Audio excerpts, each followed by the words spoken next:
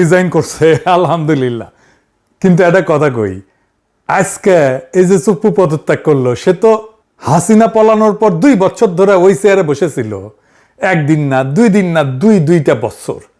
জুলাইয়ের পর গোটা দেশ চাইছে সে যাক, যায় নাই। কেন যায় নাই? কারণ তারে কেউ ধরে রাখছিল। একটা হাত ওই চেয়ারের নিচে ছিল, ওর মাথার উপরে ছিল ছাতা হইয়া। আজকে চুপ্পু নাই, কিন্তু হাতটা এবং ছাতাটা আছে, ওই জায়গাতেই বসা। আজকের এপিসোড চুপ্পুকে নিয়ে না, চুপ্পুর পদত্যাগ পত্রে যা লেখা নাই, আজকের এপিসোড সেটা নিয়ে। আসেন আল্লাহর নামে শুরু করি। হাসিনার গু একদিন আমরা মাথায় নিয়ে ঘুরেছি, ঘুরতে আমাদের বাধ্য করা হয়েছে। চুপ্পুকে সরানো যায় নাই। কার কারণে? বিএনপির কারণে। এটা কোনো গোপন কথা না, এটা আমি বহুবার বলছি, আর আজকে আবার বলতেছি। এখন বিবিসি কইতেছে বিএনপিতে স্বস্তি ফিরছে। বাহ! তো অস্বস্তিটা বিএনপি নিজে ইচ্ছা করে তো রেখে দিছিল। নিজের পায়ে নিজে কুড়াল মাইরা 2 বছর ধরে কুড়াল সরায় কইতেছে আহ কি শান্তি। চুপ্পু থাকাতে কি মহা উপকারটা হয়েছে বিএনপির? বিএনপি কইতে পারবে? পারবে না, আমি শিওর। আমার বগুড়া একটা প্রবাদ আছে, সেই নিকাই বসলো কালিয়ানা জ্ঞান জ্ঞান করলো। বিএনপি সেই চুপ্পুরাই সরাইলো কালিয়ানা জ্ঞান জ্ঞান করে আর কি। আমরা কি চাইছিলাম? আমরা তো খালেদা জিয়াকে প্রেসিডেন্ট বানাতে চাইছিলাম। আমি একটা এপিসোডও করছিলাম, উনি বঙ্গভবনে থাকলে ওইভাবে ইনফেকশনটা হয়তো হইতো না। আমরা প্রেসিডেন্ট হইলে ওনারা ভালো টেক কেয়ার করতে পারতাম। আমি তারেক রহমানকে সরাসরি জিজ্ঞাসিলাম কেন চুপ্পুরে রাখতে চান। উনি কইছিলেন উনার মনে হয় চুপ্পুকে সরাইলে উনার দেশে ফেরাটা বাধাগ্রস্ত। আমারও কইছিল আপনিও তো দেশে ফিরতে চান, আপনার দেশে ফেরাটাও বাধাগ্রস্ত, আমার তো এখনো বাধাগ্রস্ত আছে। এখন হিসাবটা মিলান, তারেক রহমান দেশে আসছে 7 মাস হয়ে গেল, উনার দল সরকারে, উনি প্রধানমন্ত্রী, তারপরে চুপ্পু বহাল তবিয়তে বসা ছিল। আর এখন খেপে কান, এখন খেপছে কারণ চুপ্পু কাটাল রানীর সাথে কথা কইছে বলে। বিএনপির ধারণা ছিল চুপ্পু কাটাল রানীর সাথে কথা বলে না, সে হাসিনাকে ফিরে আনার কোনো সিস্টেম করে না, আজিব বাত। কিন্তু চুপ্পুরে কেন রাখার জন্য মরিয়া হয়েছিল বিএনপি, আসেন সেই গল্পটা এটা শুনে দেখি। আমরা যখন চুপ্পুরে সরানোর জন্য চাপ দিতেছি, ওয়াকার তখন বুঝে ফেলছে এর পরের চাপটা ওর উপরে আসবে। সে তখন করলো কি, 2 দিকে 2 কথা কইল। একটা কথা আগে কয়ে রাখি, এখন যা কইতেছি এটা ওয়াকারের হুবহু কথা না, এটা আমার ভাষার সারমর্ম আর কি। বার্তাটা সে কোন দিকে কি দিছিল সেটা কইতেছি। বিএনপির এসে বোঝাইলো চুপ্পুরে সরাইতে চায় ওরা যেন ইউনূসের শাসন লম্বা হয়। আপনারা কিন্তু ক্ষমতা আসতে পারবেন না, দেখতেছেন না যত দিন যাইতেছে আপনাদের বদনাম হইতেছে, বদনাম বাড়তেছে। ইলেকশন যত দেরি হবে আপনাদের তত কালে খবর আছে। আর জামাতকে যে বুঝাইলো আপনারা এত তাড়াতাড়ি নির্বাচন চান না হুজুর, যত দেরিতে হয় ততই ভালো। আর ইমেজটা ধরে রাখেন আপনাদের সৎ মানুষের দল হিসাবে। ইলেকশনের আগে মাফিয়াদের টাকা পয়সা আসবে, অনেকে নিয়ে আসবে, কিন্তু ওইসব নেবেন না। হ্যাঁ, আল্লাহর ওয়াস্তে। আন্ডারওয়ার্ল্ডে যে সমস্ত কানেকশন আছে না, ওই যে সাজ্জাদ শিবিরের নাসির টাসির এগুলো আছে না চট্টগ্রামে, ওগুলো রাখবেন না গলে। আর অমুক তমুকের নামে বহুত বদনাম, ওদের নমিনেশন দিয়েন না। মানে বুঝছেন খেলাটা? বিএনপি কয় আগে ইলেকশন নেন, আর জামাতে কয় ইলেকশন পিছান। পুরো ইলেকশনটা ওয়াকার এইভাবে খেলে দিছে। জামাত আন্ডারওয়ার্ল্ড থেকে দূরে সরে গেছে, আর উদাম কেলানি খাইছে বিএনপির ইলেকশনের আগে। ফলাফল কি হয়েছে? বিএনপি 209টা সিট, আর জামাত এনসিপি মিলে তো 70টার কম আর কি। কিন্তু একটা জিনিস খেয়াল করেন, ভোট কিন্তু কম পায় নাই জামাত আর এনসিপি। জামাত এনসিপি মিলে ভোট পেয়েছে 38%। 38% ভোট নিয়ে সিট পেয়েছে 70-এর নিচে। এটা আসল কথা। ইলেকশনের আগে যে হাইপটা উঠছিল জামাত এনসিপির, ওরকম হাইপ তোলা অবিশ্বাস্য। ভোটও পাইছে, কিন্তু ভোটটা আসনে কনভার্ট হয় নাই। বিএনপির লাভের গুড়টা পুরাই খাইছে, আর জামাত এনসিপি লাড্ডা গুড়টা। ভোট আর আসনের যে ফারাক, এটা এমনি এমনি হয় নাই। টাইমিংটা কে ঠিক করে দিছিল সে কথা মনে করেন শিলং সালাউদ্দিন নিজেই কইছে, এই বাহানায় যদি নির্বাচনটা না দেয় সে ভয়ে আমরা তাড়াহুড়া করে জুলাই মধ্যে সাইন করেছি। শুনেন, আবার আমাদের একটা তাগাদা ছিল যে এরা সংস্কারের বাহানায় যদি নির্বাচনটা না হতে দেয়, সেজন্য আমরা সবকিছুতে আপোষ করে জুলাই জাতীয় সনদেও স্বাক্ষর করেছি। আমরা একত্রিত হয়েছি, সমঝোতা হয়েছে, এবং নির্বাচনের স্বার্থে আমরা অনেক কথা বলি নাই। শুনিছেন? হ্যাঁ, শুনছি জামাত নাকি ওয়াকার সাহেবকে খুব ভালো পায়। হ্যাঁ, বুঝছাও কেন ভালো পায়? এটা জিগাইলে কয় কি, ওয়াকার সাহেব 5 ওয়াক্ত নামাজ পড়ে। হ্যাঁ, মাশাআল্লাহ। তো হাসিনারে তো তাহলে ডাবল ভালো পাওয়ার কথা জামাতের। হাসিনা তো তাহাজ্জুদও পড়তো 5 ওয়াক্তর উপরে। হ্যাঁ, এখন কইতে পারেন যে দাদা আপনি ওয়াকারের উপরে কেন বিলা। আমি আগে অনেকবার কইছি, আবারও কই। অনেকে করার চেষ্টা করে ওয়াকার তার লেসপেন্সারদেরকে লাগিয়ে দিছে এটা বলার জন্য যে বিপ্লব তো বিজয় হয়েছে ওয়াকারের কারণেই, তাছাড়া তো এটা খবর ছিল। হ্যাঁ, ওই যারা কয় ওরা মাঠে ছিল না, গুলির সামনে বুক পাইতে দেয় নাই। জনগণের শক্তি, বিপ্লবের শক্তি এটা ওরা বোঝেও না, মাপতেও পারে না। কি অবস্থা হয়েছিল? পুলিশ ফেল করছে, পলাইছে, অস্ত্র ফেলা পালাইছে, থানার পর থানা ভস্মীভূত হয়েছে। দেশের 639টা থানার মধ্যে 450 মতো থানা গুড়া গুড়া করে দেওয়া হয়েছে। পুলিশ মেরে ট্যাঙ্গে রেখেছে পাবলিক। র্যাব তো অনেক আগে ব্যবসে, বিডিআর ভয় বাইরে হয় না, রাস্তায় ছিল খালি মিলিটারি, আর সেই মিলিটারি সৈনিক আর জুনিয়র অফিসাররা গুলি চালাইতে অস্বীকার করলো। এটাই আসল কথা, ওটাই মোর। ওয়াকার তখন কি লাভে, তার সামনে বিকল্প কি? সে গিয়া কইছে আপা ভাগেন। যেই মুহূর্তে সৈনিকেরা গুলি করতে অস্বীকার করছে, সেই মুহূর্তে হাসিনার পরাজয়, ও লাস্ট ডিফেন্স ভেঙে পড়ছে। আর যদি সৈনিক আর জুনিয়র অফিসাররা গুলি চালানো অব্যাহত রাখতো, তাইলে ক্যান্টনমেন্টগুলো থানার মতো তামাতামা হয়ে যেত। ওয়াকারের বিন্দু মাত্র ক্রেডিট নেই। ক্রেডিট আমি দিই সৈনিক আর জুনিয়র অফিসারদের, 100-র উপরে আরো 100% দিই। তাইলে ওয়াকার কি করছে আসলে? আসেন এবার লিস্টটা শোনেন। 1 নাম্বার, হাসিনারে পলায় যেতে দিছে। এখন কইতেছে যে হাসিনার নামে নাকি ইমিগ্রেশন আইনে মামলা হবে ইমিগ্রেশন না করে যাওয়ার জন্য। তো গেছে তো সামরিক বিমানে, ব্যবস্থাটা কে করে দিছে? ওয়াকার তো। তাহলে ওয়াকারের নামে মামলা হবে না কেন? 2 নাম্বার, আওয়ামী লীগার আর খুনি পুলিশ অফিসারদের ক্যান্টনমেন্টে আশ্রয় দিছে না? হাসাও মাহমুদ তো ধরা পড়েছিল, সে পত্রিকায় নিউজ আসছে। সে বিদেশে গেল কেমনে? জেনারেল মুজিব তার জিম্মা থেকে পালায় গেল কেমনে? 3 নাম্বার, প্রফেসর ইউনুসকে আয়নাঘর দেখতে দেয় নাই, জানেন না? 32 নম্বর ভাঙ্গা দেওয়ার পর বাধ্য হয়ে রাজি হয়েছে ডরে। বাতের রুগীর যেমন আমাবস্যার পূর্ণিমায় ব্যথা জাগে ওঠে না, তো আমাবস্যার পূর্ণিমায় ওনার আপার জন্য, আপা হাসিনার জন্য ওনার মন পোড়ায়, ব্যথা জাগে ওঠে, কিছু একটা করার জন্য হাত নিষ্পিস করে। ও সিইসি হাবিবুল্লাহ আওয়ালের সাথে দেখা করে তারা তত্ত্বাবধায়ক সরকারের প্রধান হওয়ার রিকোয়েস্ট করেছিল ওয়াকার। তার আগে গেছিল প্রধান বিচারপতির কাছে, প্রফেসর ইউনুসের টাইমে যে প্রধান বিচারপতি ছিল। আদালত কইছে, আদালতের রায় তত্ত্বাবধায়ক ব্যবস্থা ফিরে আসলে ইউনুস সরকারকে হটায় একটা তত্ত্বাবধায়ক বানায় তার প্রধান হইতে কইছিল। 5 নাম্বার, আর্মির যে অফিসারদের নামে মানবতা বিরোধী অপরাধের নামে মামলা হয়েছে, ক্যান্টনমেন্টেই রাখছে তাদেরকে। সেখান থেকে মাঝে মাঝে আসে এসি বাসে চাইপা আদালতে। 6 নাম্বার, প্রথম থেকে সে ইনক্লুসিভ ইলেকশনের কথা কয়ে আসছে। ইনক্লুসিভ মানে কি? ইনক্লুসিভ মানে আওয়ামী লীগ সহ, হাসিনা সহ নির্বাচন। এখন বিএনপির অভিযোগ হইতেছে সুপ্পু লন্ডনে গিয়ে শেখ হাসিনার সাথে কথা কইছে, তাই না? এখন বিএনপির মনে হয়েছে যে এমন একটা বিভীষণকে ক্ষমতার কেন্দ্র রেখা তারা নিরাপদ না, ফলে তাকে বিদায় করতে হবে। তাইলে সুপ্পুকে এই প্রথম হাসিনার সঙ্গে কথা কইছে। বিগত 5 আগস্ট থেকে আজ পর্যন্ত সুপ্পু যে বহুবার এই ধরনের তৎপরতা চালাইছে তা অনেকেই জানে। আমরা তখন সতর্ক করছিলাম, কানে দেয়নি বিএনপি। উল্টা বিএনপির একটা অংশ, ওয়াকারের ভাড়াটা বাহিনী, রামপন্থীরা, ওয়াকারের প্রতিপালক সব একসাথে নানা অপপ্রচার চালাইছে। আমরা নাকি অস্থিতিশীলতা করি, আমরা নাকি মববাজ, আমরা নাকি ইউনুস সরকারের ক্ষমতা দীর্ঘায়িত করার চক্রান্তকারী। কারণ ওরা তখন সুপ্পুকে রক্ষা করতে মরিয়া। আর এখন বাস্তবতা হইলো এই প্রক্রিয়ায় সুপ্পুর আশ্রয়দাতাকে, এই সুপ্পুর আশ্রয়দাতা তো ওয়াকার নিজে। ওয়াকারের অনুমোদন এবং সুরক্ষা ছাড়া সুপ্পুর পক্ষে 1 পাও আগানো সম্ভব ছিল না। সুপ্পু নিজেই বলছে ওয়াকার এবং বিএনপি তাকে সমর্থন করছে। এখন নব্য বিএনপি সাজার চেষ্টা করা লোকদের কাছে আমার প্রশ্ন, আপনারা কেন জিজ্ঞেস করতেছেন না সুপ্পু কি আগে শেখ হাসিনার সাথে যোগাযোগ রাখছে? জেনারেল ওয়াকার রাখে নেই? জেনারেল ওয়াকার আর তার বইয়ের ফোন ফরেন্সিক করেন, বাইরে হয়ে যাবে কার কার সাথে কথা বলছে। সুপ্পুর লন্ডন সফরের ব্যবস্থা কে করে দিছে? এটা তো কেউ কাউকে অনুমোদন করতে হয়েছে, ফান্ড দিতে হয়েছে। কে করছে? তো ওইখানে যে কার সাথে আলাপ করছে, কি বার্তা নিয়ে আসছে? এটা কি কোনো গোয়েন্দা সংস্থায় যোগাযোগের খবর রাখছে? যাদের দেখার কথা তারা আদৌ দেখছে? তারেক রহমানকে কি তার গোয়েন্দা সংস্থাগুলো এই বিষয়ে কোনো মেমো দিছে, কোনো ব্রিফিং করছে? ওয়াকার কি করতেছে? চোখ বন্ধ করে আছে।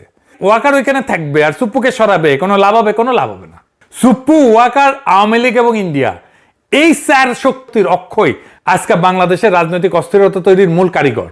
শেখ হাসিনাকে ফিরে আনা, বর্তমান সরকারকে ক্ষমতাচ্যুত করা কিংবা এর সাথে শাসনের মতো কোনো ব্যবস্থা কায়েম করা, এটা মার্শাল ল দেওয়া, সবই নির্ভর করছে এদের পারস্পরিক মেলবন্ধন এবং যোগাযোগের উপরে। হাসিনা যে ডিসেম্বরে ফিরবে বলে ঘোষণা দিয়ে রাখছে, এটা এমনি এমনি দেয় নাই। ওই গঙ্গার পানি এসে বুড়ি গঙ্গায় জমিচ্ছে। এখন বুঝতে পারছে এটা বিএনপি। বিএনপি যখন এই বন্যায় ভেসে যাবে, গঙ্গার পানির বন্যায় বুড়ি গঙ্গায় আসছে, ওই পানিতে নৌকা চালাবে আওয়ামী লীগ। বিএনপি গলে একই জায়গায় প্রত্যেকবার মারা খায়, এই সেনা প্রধানের জায়গায়। আর সুপ্পু কাণ্ড প্রমাণ করে বিএনপি নেতৃত্বের রাষ্ট্রচিন্তা কত স্থূল প্রকৃতির। দলটা সবসময় এই জায়গায় মারা খায়। ইতিহাসটা দেখেন, এরশাদ বিএনপি তারে সেনাপ্রধান বানাইছিল, তাই না? জিয়া হত্যাকাণ্ডের সাথে যুক্ত ছিল। তারপর কু করে বিএনপি সরকারকে ফেলাই দিল। জেনারেল নাসিমকে বিএনপি সেনাপ্রধান বানাইছিল না? নাসিম কু করতে গেছিল, মানে মঈন সবাই ডিঙায় তারে নিয়ম ভেঙে সেনাপ্রধান বানাইছিল না? মঈন তো তারেক রহমানের মাজা ভেঙে দিল। 3 বার একই জায়গায় একই ভুল। আর এখন ওয়াকার আবার আর এক ভুল। সুপ্পু তো লন্ডনে যায় কেন? তলে তলে কি করছে কে জানে? কথা বলার জন্য ফোন লাগে নাকি? হাতে লেখা চিঠি দিয়েও তো ষড়যন্ত্র করা যায়। এই যে ইন্ডিয়ার রাষ্ট্রদূত এসে যে রিসিভ করলো তারে, সে যে সুপ্পুর হাতে কিছু বুঝে দেয় নাই, এটা কে জানে? এত কইরা কইলাম না, সুপ্পুর তাইলে লাগবেই। সুপ্পু ছাড়া ওদের চলেই না। সুপ্পু ভালো ছেলে, সে কাঁঠাল রানীর সাথে কথা বলে না। হ্যাঁ, দুষ্টু লোকেরা এই সমস্ত বাজে কথা বলে। হ্যাঁ, তো দুষ্টু লোকেরা এই সমস্ত বাজে কথা বলে, কান নিয়েন না। এবারে সুপ্পুর অসুখটা কি এটা একটু বুঝে দেখি। এটা আবার ইন্টারেস্টিং একটা ব্যাপার। এটা মানুষের কাজে লাগবে। মানে সুপ্পু পদত্যাগ পত্রে লিখছে তার অসুখ হচ্ছে অটোনমিক নিউরোপ্যাথি, ইংরেজিতে লিখেছে। এটা বিশাল বড় অসুখ। মাঝে মাঝে জ্ঞান হারাই ফেলে নাকি, ওই চিকিৎসা করতে যাবে, ওই বিদেশে যাবে। শোনান রিতেশ সাহেব কি কইছে। পরবর্তী পরিকল্পনা চিকিৎসা, উন্নত চিকিৎসা করা দেশে এবং বিদেশে, প্রথমে এইটা। আর স্যার এটি কি শারীরিক কারণেই পদত্যাগ করলেন স্যার, না পলিটিক্যাল কোনো? অবশ্যই অবশ্যই অবশ্যই শারীরিক কারণেই। শুনেছেন? তবে এই অসুখটা বাংলাদেশের লাখ লাখ মানুষের আছে, তার বেশিরভাগ মানুষই জানে না। যাদের ডায়াবেটিস আছে তারা একটু মন দিয়ে শোনেন, কামে দিবে। ধরেন আমাদের শরীরটা একটা গাড়ি, আর আমাদের স্নায়ুতন্ত্র, নার্ভ, এটা হইতেছে সেই গাড়ির তারের জাল আর নিয়ন্ত্রণ ব্যবস্থা। এই মস্তিষ্ক আর স্পাইনাল কর্ড এদিক দিয়ে শিরদাঁড়ার মধ্যে দিয়ে যেটা গেছে না, সেটা হইতেছে মূল কম্পিউটার। আর সারা শরীরের ছড়ানো স্নায়ুগুলো হইলো এটা লাইন। গাড়িতে 2 রকম ব্যবস্থা থাকে। এক, যেগুলো চালকের হাতে, স্টিয়ারিং ঘোরাইলে গাড়ি ঘোরে, ব্রেক চাপলে থামে, এক্সেলারেটর দিলে ছোটে। শরীরেও তেমন, হাত তুলতে চাইলে হাত ওঠে, কেটে গেলে ব্যথা টের পায়। আর 2 নম্বর আছে যেগুলো চালক শুয়েও দেখে না। যেমন ধরেন ইঞ্জিন গরম হইলে ফ্যান নিজে থেকে চালু হয়ে যায়, ব্যাটারি নিজে থেকে চার্জ হয়, তেল ঠিক মাপে ইঞ্জিনে পৌঁছায়। চালকের কিন্তু এটার কিছুই জানে না, ড্রাইভার এটার কিছুই জানে না, জানার দরকারও নাই। শরীরেও তাই। ঘুমের মধ্যেও হার্ট চলে, তো হার্ট তো বন্ধ হয়ে যায় না, শ্বাস চলে, খাবার হজম হয়, রক্তচাপ ঠিক জায়গায় থাকে। এই যে স্বয়ংক্রিয় ব্যবস্থা, এটার নাম অটোনমিক নার্ভাস সিস্টেম। আর অটোনমিক নিউরোপ্যাথি মানে এই স্বয়ংক্রিয় ব্যবস্থাটা নষ্ট হয়ে গেছে। চালক ঠিকই আছে, স্টিয়ারিং ব্রেক ঠিক করছে, কিন্তু ভেতরে যে অটোমেটিক অংশটা আর সাড়া দিতেছে না। এটা উদাহরণ দিই। ধরেন আপনি যখন শুয়ে থাকেন বা বসেন বা হঠাৎ দাঁড়ায় যান, 3 অবস্থাতে আপনার রক্তচাপ মোটামুটি একই থাকে, তাই না? সুস্থ অবস্থায়। কিভাবে? কারণ দাঁড়ানোর সঙ্গে সঙ্গে মাধ্যাকর্ষণের টানে রক্ত তো পায়ের দিকে নেমে যায়। ঠিক সেই মুহূর্তে এই অটোনমিক নার্ভাস সিস্টেম রক্ত নলীগুলোকে চেপে ধরে, হার্টকার একটু জোরে চালায়, ফলে মাথায় রক্ত পৌঁছাইতে ঘাটতি হয় না। পুরা ব্যাপারটা ঘটে সেকেন্ডের ফ্র্যাকশনের মধ্যে, আপনি টেরও পান না। এই অটোনমিক সিস্টেমটা নষ্ট হয়ে গেলে এই কাজটা আর হয় না। রোগীর দাঁড়াইলে রক্ত পায়ে জমে যায়, রক্তচাপ পড়া যায়, মাথায় রক্ত কমে যায়, মাথা ঘোরে, চোখে অন্ধকার দেখে, জ্ঞান হারায় ফেলে। ডাক্তারি ভাষায় এটাকে বলে অর্থোস্ট্যাটিক হাইপোটেনশন। আর মজার ব্যাপার হইল, একই রোগী শুয়ে পড়লে উল্টা রক্তচাপ বেড়ে যায়। শুধু রক্তচাপ না, আরো অনেক কিছুই এলোমেলো হয়ে যায়। যেমন হার্টের রেট, হৃদস্পন্দন, এটা অস্বাভাবিকভাবে বেড়ে যায় বা কমে যায়। অল্প খেলে পেট ভরা লাগে, খাবার হজম হইতে চায় না, হাগাও হইতে চায় না, কোষ্ঠকাঠিন্য হয়, আবার ডায়রিয়া হয়, প্রস্রাব ধরে রাখতে পারে না, পুটা পুটা পুটা পুটা করে প্রস্রাব পড়ে, মূত্রথলি ঠিক মতো খালি হয় না। হ্যাঁ, তারপর ওই যে আছে না নাইস অ্যান্ড অ্যাট্রাকটিভ, ওই নাইস অ্যান্ড অ্যাট্রাকটিভের কাজটা ঠিক মতো করতে পারে না। এটা কেন হয়? এটা হয় ডায়াবেটিস থেকে। সমস্ত ডায়াবেটিস রোগীদের এই নিউরোপ্যাথি হয়, এই আলটিমেটলি এই জায়গায় যায়। দীর্ঘদিন ডায়াবেটিস থাকলে রক্তনালী আর স্নায়ুর যে তারগুলা, এটা ধীরে ধীরে নষ্ট করে ফেলে। 1-2 দিনের না, বছরের পর বছর ধরে। অনেকটা তারের প্লাস্টিকের যে আবরণ আছে না, ওই আবরণ ক্ষয়ে যাওয়ার মতো, বাইরে থেকে দেখা যায় না, কিন্তু একদিনে লাইন কাজ করা বন্ধ করে দেয়। ডায়াবেটিস যত পুরনো, যত অনিয়ন্ত্রিত, স্নায়ুর ক্ষতি তত বেশি। দীর্ঘমেয়াদী ডায়াবেটিস রোগীদের একটা বড় অংশ কোনো না কোনো ধরনের এই নিউরোপ্যাথিতে আক্রান্ত। তাদের মধ্যে উল্লেখযোগ্য অংশের এই অটোনমিক ধরনটা হয়। কিডনি, হার্ট সবকিছুর উপরে ডায়াবেটিসের ছাপ ফেলে। এই সুপ্পুর আর কিছুই হয়নি, এর ডায়াবেটিস হয়েছে, আনকন্ট্রোল ডায়াবেটিস হয়েছে। এর চিকিৎসা সবার আগে ডায়াবেটিস নিয়ন্ত্রণে আনা। এখন সে বিদেশ যাবে চিকিৎসা করতে, ডায়াবেটিস কন্ট্রোল করতে দেশের বাইরে যাওয়া লাগে নাকি রে বেকুব? ভালশুন, বিদেশের ডাক্তারিতে কি জাদু আছে? বঙ্গভবনের ডাক্তার থাকে 24 ঘন্টা, নার্স থাকে, এত বড় জায়গা, হাঁটার জায়গা আছে, জিম আছে, বাগান আছে, আর সে নিজের ডায়াবেটিস কন্ট্রোল করতে পারে না। চিন্তা করেন, এমন একটা লোক দেশের দায়িত্ব নেয় যে কিনা নিজের খেয়াল নিজে রাখতে পারে না। আর যার ডায়াবেটিস আছে তাদের বলি টেক কেয়ার নিজেকে করতে হয়। ডায়াবেটিস কোনো একক রোগ না, অনেকগুলো রোগের গুচ্ছ। কিন্তু এই রোগ এমন না যে আপনি ভেজিটেবল হয়ে গেছেন। দেখেন, আমার কোনো রোগ দেখতে পান? আমার মেলা রোগ আছে, যাই হোক সেটা অনুযায়ী, কিন্তু দেখতে পাচ্ছেন পান না। এই যে আমার চোখে চশমা, চোখে অসুখ আছে না? আছে তো চশমা ছাড়া আমি তো চোখে দেখি না। কেউ কি বলে আমার চোখের রোগ আছে? কেউ বলে? আপনারা বলেন, আপনাদের অনেকে তো চশমা পড়েন, বলেন না কেন? বলেন না কারণ আমি আমার টেক কেয়ার করতে পারি। কিন্তু যদি এমন হইতো প্রত্যেক সকালে নার্স এসে আমার চোখে চশমা পরায় দেয়, মুছে দেয়, রাতে আবার খুলে দেয়, তারপরে আমি শুইতে যাই, তাইলে আপনি শেষ। যেই রোগের টেক কেয়ার আপনি নিজে করতে পারেন সেটাতে আপনি রোগ বলে মানেনি না, কনসিডারই করেন না।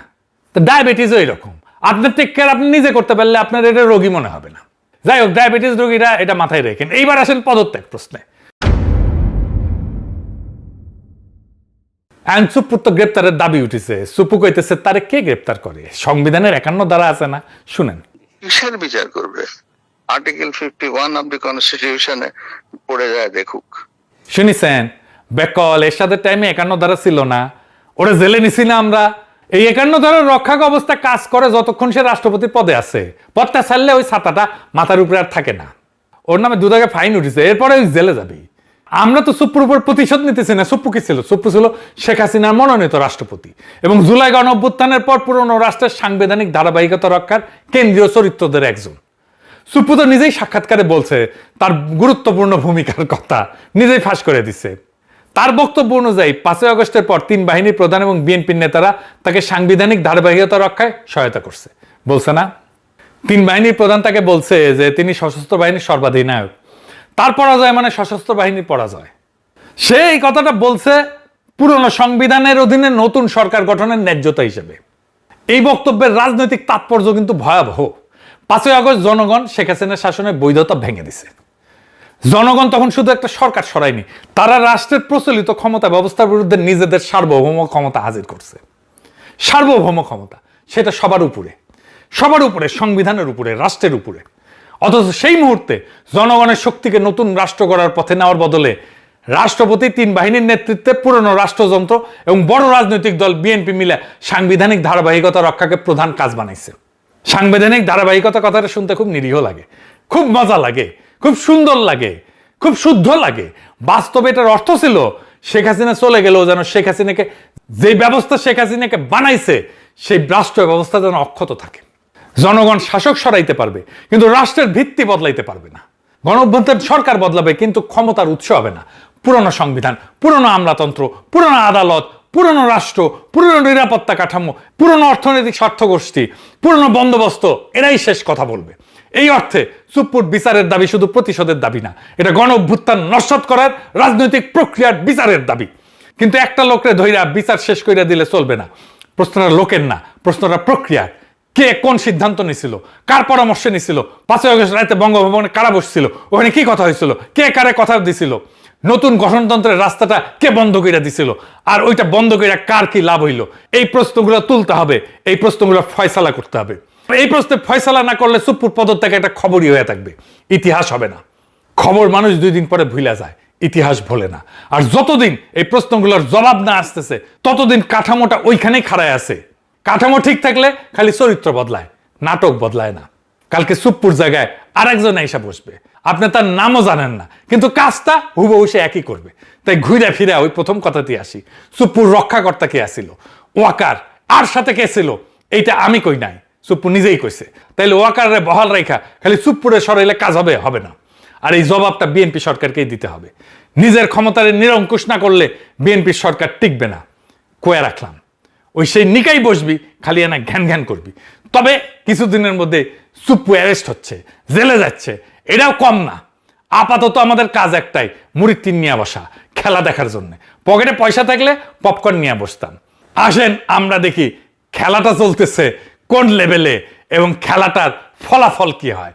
এই ফলাফলটাকে জনগণের পক্ষে নিয়ে আসাই আমাদের কাজ, যেন আমরা জনগণকে আজাদ করতে পারি। ইনকিলাব জিন্দাবাদ।